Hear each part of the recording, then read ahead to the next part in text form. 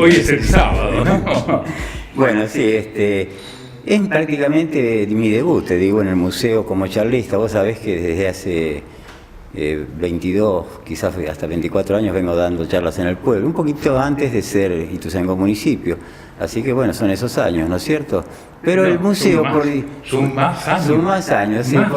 Yo comencé con una institución de Ituzaingó que no existe más, naturalmente, que era una asociación cultural que la presidía el doctor Lorenzo. Vos lo recordás, ¿no? Claro que un hombre magnífico, un hombre de una gran... no recuerdo qué nombre de la institución cultural, y ahí debuté, y 4 o 5 años de ser Ituzaingó municipio, así que estábamos hablando del año 90. Mirá vos, ¿cuántos años? Fácil. Y el tema, que es un tema que lo vamos a reflotar ahora, en aquel entonces no era Ituzaingó. El tema era iconografía de Buenos Aires, o sea, en la historia de todas las imágenes que tenemos de la ciudad de Buenos Aires desde la primera y segunda fundación y posteriores, ¿no es cierto? Es una propuesta que se le ha hecho al museo ahí, es muy probable que este segundo semestre la concretemos también, ese ciclo de charlas. Es muy lindo, muy para todo público, y además termina con las imágenes de nuestros grandes maestros del siglo XIX, Pueyrredón, Morel, Pellegrini. Bueno, interesante. Ahí ese fue mi debut como charlista. Mirá cuántos años estamos hablando. Y es una charla que te la pregunto a vos, que sos un experto en esto, donde Ituzaingó se mezcla un poco, ¿no? Porque Moreno, Merlo, Ituzaingó, Morón, tiene toda una mezcla que en un momento fue el oeste. Claro, no, y además había una mezcla histórica también que lamentablemente no fue investigada.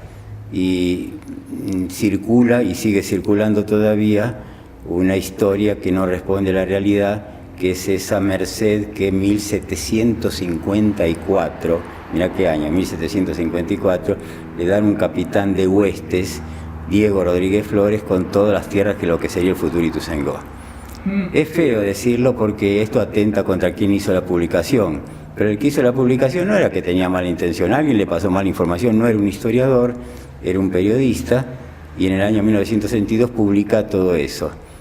Cuando, creo que alguna vez lo conté, pero te digo por qué se unen nuestras historias, sobre todo con la de Merlo, porque de acuerdo a las investigaciones que venía haciendo yo y que corroboró Juan Orlandini, Juan empezó a venir a las charlas mías, y ahí le surgió la inquietud él también, de que había algo raro ahí, que no coincidía. Juan era un investigador de historia en serio, no como yo, que soy un juntapapeles, ¿no? No, Juan fue un individuo de lujo. Un historiador extraordinario.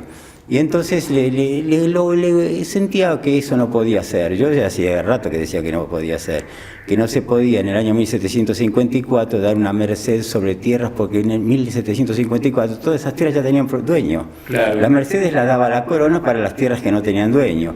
Las últimas mercedes en esta zona se dieron alrededor del 1630, hay 120 años de diferencia.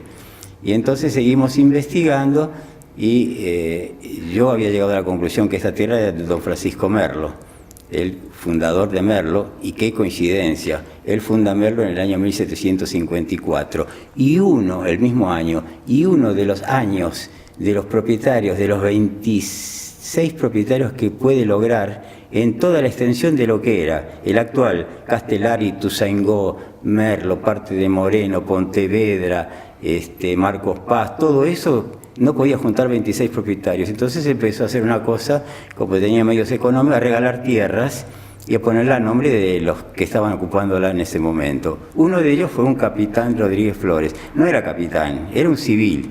Pero en aquel entonces, de acuerdo a las ordenanzas que tenía la corona, tenía que haber un capitán de milicias para el ataque a los indios, que no era descabellado. Lo que pasa es que para defenderse de los indios tenía que no solamente ser un capitán, sino que tener los elementos. Bueno, no los tenía, pero lo tuvo que nombrar ese capitán Diego Rodríguez Flores. Alguien escuchó la historia, y como ese chiste que dice, sabía la música pero no la letra, vos que sos músico lo sabés, publicó eso como que ese capitán Diego Rodríguez Flores era el dueño de esas tierras. Juan Orlandini hizo la investigación, por suerte, él fue a los lugares que no había ido yo, fue al Archivo Histórico Nacional, fue a las referencias que tenía entonces el archivo también de Merlo, y finalmente hizo lo que correspondía, que es llamar al archivo de Indias por teléfono preguntando si podía ser, ¿sabes? y le contestaron que no había Mercedes. En 1700, ¿sabe? La empleada que la atendieron, de una información tremenda, le dijo que no había Mercedes en 1754, porque todas las tierras ya tenían dueños, bla, bla, bla, bla. Y ahí viene lo que vos decís, somos hijos de Merlo en cierto modo, porque don Francisco Merlo compró las tierras y después al fallecer él, porque el trámite de... Ojo que había burocracia en aquel entonces también, porque el trámite de conseguir la fundación le costó casi 30 años. Nada menos. Y 5 años después, o 4 o 5 años después de lograr la fundación, fallece. Con lo cual parte de su esfuerzo quedó un poquito disperso. Él tiene deja como sucesor a su hijo Antonio, que era sacerdote. Y bueno, pero se fue perdiendo un poquitito, y esas tierras que no tenían valor económico, por eso él pudo comprar todo eso, porque las tierras no valían nada. Claro. Entonces fueron cambiando de dueños, pero sí nos tenemos que reconocer que don Francisco Merlo es el primer dueño de las tierras de Ituzaingó. Bueno, y eso es un aporte nuevo a la historia. ¿Qué te parece? Es un aporte nuevo, que algún día será investigado por alguien más joven y con más capacidad de investigador que yo, y podrá llegar a algunos papelitos más. Lo importante es que vos hagas mucho o hagas poco por el tiempo, lo haces. No, entonces ya empieza la investigación como corresponde. Sí, y lo de hoy es distinto. Lo de hoy vamos a hacer una charla de tipo no histórica, simplemente familiar, referencial, por así decir, quiénes son algunas de las familias, porque lógicamente esto es antológico y como en toda antología va a quedar afuera cantidad de familias. Seguro. Es un pequeño relato sobre quienes vivieron en el centro de Ituzaingó y de los cuales tenemos un poquito de conocimiento y de documentación y fotografías.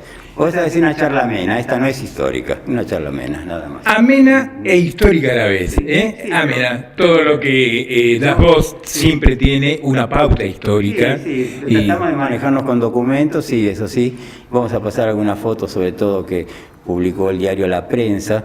¿Te acordás que en aquel entonces la prensa, no sé si tenía una sección rotograbado que era famosa? La gente compraba los diarios del Domingo de La Prensa y La Nación por esa sección, nada más. Y una vez por año, o cada 2 años quizás, porque no todos los años no se encontró, esto lo buscó Orlandini, sacaba una página de rotograbado con fotos de Ituzaingó, de familias, de comisiones directivas, de casas, y en base a eso encontramos unos cuantos documentos que son muy valiosos, fotos que no se hubieran accedido si no hubiera sido por el diario La Prensa, que trabajaba muchísimo en ese sentido, ¿no? Bueno, vamos entonces a prepararnos para la charla y desde ya muchísimas gracias por todo lo que... Gracias a vos, Mario, porque siempre estás atento a las cuestiones culturales. Bueno, gracias.